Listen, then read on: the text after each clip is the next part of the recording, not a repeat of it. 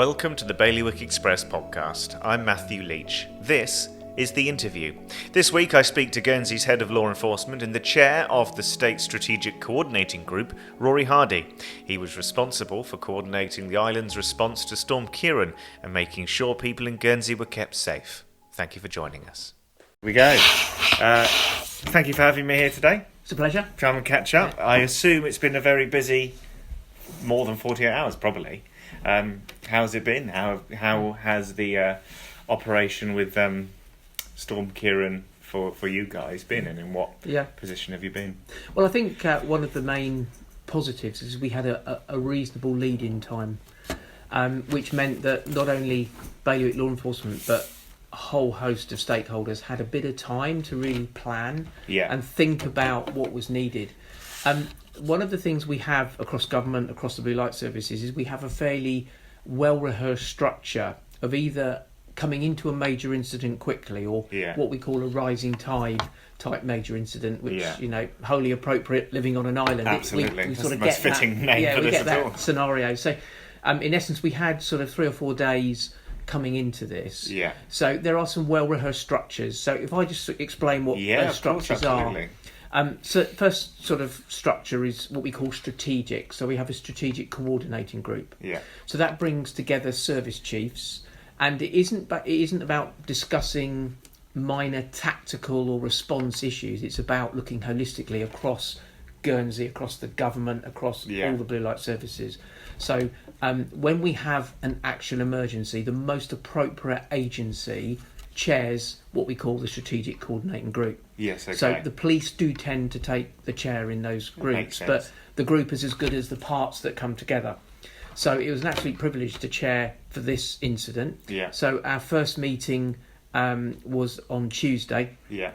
And we started sort of making sure that all the different parts across government, across the Blue Light Services, across the harbours, the airports, we were all exactly working off the same page, the same timescales. We had good channels of communication. So that's like the higher level strategic group. Okay. Sitting not below, but the next group in terms of the chain of command and leadership is called the tactical. So the tactical group brings together operational commanders together to look at how we're going to respond, where there are gaps in operational response, where specific equipment may need to be put in place, where mitigation needs to be put in place. So when you look at our key national infrastructure, a good example would be the harbour, the airport. The tactical leaders at the airport and the harbour were already saying, right, this is what we need to do to lock down. This is what we need to prevent being exposed to the wind. They're doing the do stuff. But then they report up to the strategic group to say, yep, as far as the harbour's concerned, we're doing all the do stuff to make it safe. As far as the airport's concerned, ambulance service, they were doing all their preparations. So, for example, the ambulance service were thinking, because of the storm, we're going to lose the potential to move patients, maybe via a medivac. So we put the ambulance service chief officer and his tactical team, they put additional medical staff onto Sark. They took additional medical staff on the last available flight on the Wednesday night up to Albany. So Albany had additional ambulance paramedic staff in order to deal with should any emergencies arise. And part of that planning and preparation as well, particularly in that health space, they were talking about, right, if anyone is like 39 weeks pregnant, do we need to move them from more vulnerable islands, so Alderney or Sark, knowing that once the storm was coming in and here, the airport was closed. We couldn't use boats to move people about. That's very interesting, because I know at the time we were told, there'll be no medivacs on the day. It's highly unlikely. Yes. So it's interesting to know this kind of stuff, what's going on behind the scenes. Absolutely. Yeah, so trying to preempt, if a lady went into labour not expecting to, but was close to that time that we were preempting, well, it's better we bring them to Guernsey just in case. Obviously, there's a degree of personal choice as well. We can't impose that. Yeah, and of course, that was the whole thing about this particular emergency. It was very much unlike the pandemic, where the CCA was sitting and the CCA legally discussed what we had to do for the island to basically use coercive powers to control a pandemic. In this situation, it was very much about informing the public and asking them to cooperate. And I have to say, 99.99% of our population, I think, got it. Yeah. There was obviously the odd individual who thought it quite fun to go out all night go long out and film, but yeah. We are a society that we don't have control over everything, but certainly the planning was there. We didn't need any additional legal powers. We had everything already planned. We had the powers we needed, but we weren't really using coercive powers. We were more using the power of the media, which again I think I'd like to pick up on. I thought the cooperation we had from the media, the engagement and how they approached it, and that's across all media. Yeah, of course. I thought that was really good, and that was all part of how the system worked really well. Well, this is a point in time, these kind of events are where the community is all looking for as much information as possible. So did you feel that the public were well informed in the run-up to and afterwards and during of what was going on, what they needed to do? Well, as far as sitting here today, the day after the storm, I hope we did get the comms right. I think about any major event like this, there's always time for reflection. And maybe there may be some observations that the media have that that would have helped us better, or if we had that information. I think there were some really key decisions in this particular incident that, for me, showed really good decision making. And I think one of the early really strong decisions was education in terms of the schools, because it allowed businesses to plan, it allowed parents to plan, it allowed the schools to plan, it allowed them time to shut down and know that we were going into sort of a 24-hour shut down and try and make premises as secure as possible. And I think that the hindsight was, I was travelling to work just before 6 a.m. Yesterday morning, and the weather we would have experienced during rush hour, it could have been hugely impacted. And in fact, our strategy had always been to protect life and protect property. And if we'd had the community heading to school or on the roads yesterday morning, I am convinced there would have been some very serious incidents. So by avoiding people being out and about and on the roads, that early decision allowed everyone to plan, to know what they had to do. And I'll have to say, without the community's help responding to that request, the situation could have been very different. There's two things I just wanted to pick up on. Of course, there was, the headline, which is quite good, is that there wasn't any hospitalisations, I believe, over the course of the I'm not aware entire... of any injuries. There may have been some smaller injuries localised that haven't come to our attention. I hope there haven't been, but that's possible. Yes, we didn't, through the ambulance service, had no requests for medical assistance for anyone impacted by the storm. So that's a really great... that's a great takeaway. The takeaway has been from the feedback we've seen from the public and conversations online, is that this was done right. Yeah. So you must take a lot away from that. I think as a group of, the strategic leadership group, the tactical, everyone is, taking away from this. Yes, we appear to have got our planning right. We've got our communication good. Obviously, you are dependent on what happens on the night. So I would say quite clearly we were prepared for worse that didn't come. Yeah. So we were prepared for some really heavy structural failures. We were prepared for some big scaffolding sites potentially to become exceptionally dangerous. We were prepared for issues on the coastal roads, but there was a degree that those issues didn't come to fruition and we didn't have to deal with them. But I think that our preparedness was good, which meant that if they had come, we would have been able to respond. And as far as preparedness goes, there was one thing that Guernsey did slightly different to Jersey, which was that if the worst were to happen with certain homes and people needed a place to go, Jersey took the, I suppose, proactive step of saying there are refuges available. Okay. But Guernsey didn't do the same kind of thing. But there was places for people to go, but it wasn't discussed in the same way. No, we had a plan. Yeah. There were hotel rooms that we knew we could take people to. The emergency planning officer had put all that in place. So the first approach you have to take is you have to... an incident like this, we would have had places we could take people urgently to. However, the situations that we were looking at, you give people choice first. Is there somewhere you would like to go of your own choice first? I've got nowhere to go. We had hotel rooms all on standby if necessary to remove people to places of safety. So there was a plan in terms of where we could take people. We also had a number of emergency rest centres. Sort of out west, we had Sticks on standby.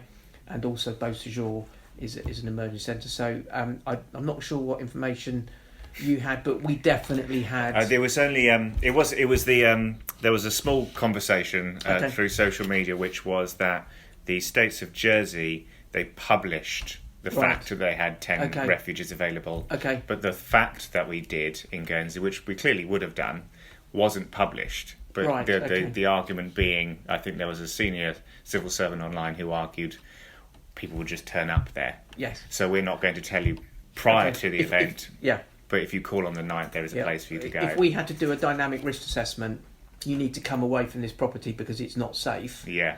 We had a plan to take people to if they had nowhere else they could choose to go. Fantastic. Yeah. Was there any particular things that you learnt during this experience? I mean, this is, they said the last storm of this magnitude was back in 1987. One before that was in the 70s. So this will have been the first time many people will have had to deal with this kind of thing on a strategic level. Yeah. Is there anything that you took away from it this time round that you did it incredibly well? Is there any parts that need to be known for next time that we need to work on? Well, part of our strategic leadership group and the tactical is we will do a review across all the services who are involved to allow everyone to feed in what did work well, what may have worked better. We have had, for example, snow and snow events can affect the island. So I think the fact that this particular event has worked relatively well is a good sort of example that if we have future events like this winter, we could easily have a snow event that shuts down the island quickly.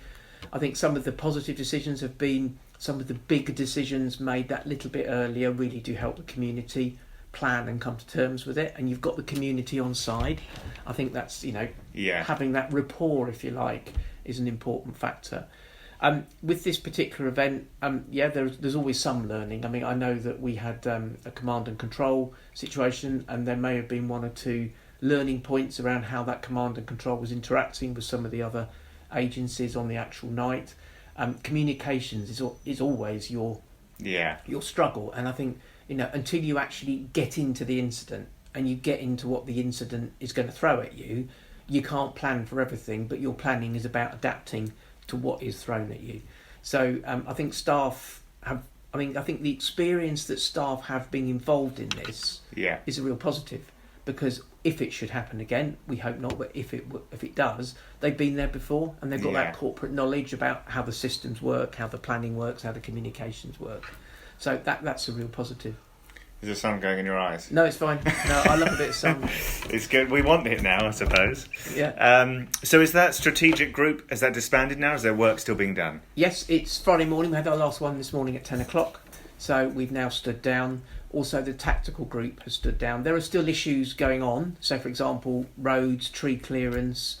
One of our big concerns is that, trees have come down, say, near granite walls. Yeah. We've got a lot of rain still to come. There's still some bad winds over the weekend. So we're just trying to do some additional comms today about sort of saying to the public, there are still some risks out there. There may be some unstable roof tiles. Check your premises. There may be some trees that have been damaged during the storm but haven't shifted, but they might still shift, particularly as the ground becomes more sodden. So there are still some issues there. There was some minor damage at the harbour, but as a group, we now leave that with Harbour because they're more than capable of addressing those issues. Some of the pontoons, I think, were damaged. All the emergency service equipment that was used is all safe. Nothing's been damaged. No staff were injured out dealing with incidents as well, so that's all good. So, it's now about, putting everything away, doing that review, learning if there are any lessons, and being prepared for the next one. I think it's one of the things, we are a small island, and being an island, you have to have that self-sufficiency. Yeah. And also that confidence that we can deal with it. And I think what this has actually done is it's really embedded that sort of level of, come together, have good communications, have a plan, and you can collectively get well through something. During the night of, were there any acutely difficult moments, or was it kind of plainer sailing than you expected it to be? I think we were prepared for worse. I think the night time, the Wednesday into the Thursday, the wind didn't pick up as much as we thought. You're dealing with nature here. It doesn't run to a time scale that you would like. So I think the night, I was talking to the night duty staff early on Thursday morning, and they were like, it's been okay. But then very quickly, from about 6 a.m, it really did ratchet up. And the sort of the call volume into the Joint Emergency Services Control Centre just went through the roof. Now, massive credit to them. In fact, His Excellency Lieutenant Governor this morning has just done a visit to Jessic, and we're really grateful for that. It's very kind of him. But he came to acknowledge their good work yesterday. So the call volume went up hugely in a very short space of time. And there were all sorts of calls. I mean, there were people whose trees had gone into houses, worried about roofs coming off, flooding. There's a whole host of different things. But of course, the fire service were already out on the ground. We were already out on the ground. We had plans about safely removing people from premises. We had vehicles that we could use to do that. Yeah. And there was a sort of the plan fairly quickly stepped up, which is great. And we couldn't attend everything. Some people had to be told, right, just stay in your property. You're not at risk. It's fairly minor damage. We'll get round to it, but we just need to focus on the more serious stuff. So the initial, as the storm really worsened, we had a number of, for example, trees down in and around arterial routes, particularly around the hospital. So the strategy was, let's clear those first, because if anyone is injured, we need to get them to hospital. So it's keeping things like that working, trying to put a bit of messaging out about don't go out looking at the storm, don't go out looking at the waves, because we always see these classic pictures, don't we, of people going up piers or seafronts. The person in Jersey who was running along the front, wasn't he, through the waves in his trunks. Yeah, and think a rock hitting him on the face or head, and you've probably got a life-threatening injury. And you'd have to bring people out to go and help that person. Yeah. So those are the sorts of things, fortunately, we didn't have. So it's about thinking what your threat, harm and risk is. What is posing your biggest threats or risks to your operation, dealing with those first, and then the lower level stuff you can just put in a queue. As long as you're reassuring people, we will get to you at some point. You mentioned clearing the arterial routes. I mean, tree falling is one of the more dramatic, visually impactful and dangerous things that happens during these storms. I mean, what kind of relationship do you have with tree surgeons? Is that something that you have to... Again, does that fall into that? Yeah, it was all pre-planned. Yeah. We had a whole network of tree specialists who were on standby for us, and we were able to sort of coordinate them to the most risky or high priority areas, because obviously the public probably had trees down on their own private land and things like that. So we were a little bit ahead of the game in terms of we had them to help us, and I think we took responsibility. When trees are on private land but then they fall across public highways, ordinarily the landowner is responsible for calling the tree surgeon out and the expense of dealing with that. A very quick decision was made is the States of Guernsey isn't going to argue about a few bills about getting these roads cleared. We will take responsibility for the initial clearance of the road to make it safe, and then the follow-up work and the clear-up work will be the responsibility of the landowner. But we weren't going to tie up our response in terms of, we need you to pay for... I mean, we just made some very pragmatic decisions. It's an executive decision at the beginning to clear that out of the way. In terms of the cost of these things. And I think the other thing that's really important is getting the community back to normality as quickly as possible. So hence why today, Friday, the schools are back open, other than I think there is one school that it's Ladies College. And College of FE as well. Correct, yeah. The two so campuses. They haven't been able to open because of specific damage issues, but it's about saying to the community, we're through it, we all need to get back onto it. There are still some risks, but there's no reason why we can't return to normality. And you mentioned before the refuges. Were any people taken to safety? Did any instances happen of roofs coming off? Not that we took responsibility for. No. Okay. So that was good news. Is there anything else you'd like to add about the last few days? I think it was just teamwork. There was good coordination, good communication, and that's the advantage of what we call a rising tide, that you are able to plan. But obviously, if we were to have a sudden and impactful event, also the same people would come together and manage it in a pretty similar way. So I guess to reassure our community that we do have well-prepared structures, and certainly on this occasion, things have gone really, really well. we'll deal with whatever we face coming along. Fantastic. Thank you very much. Thank you for your time.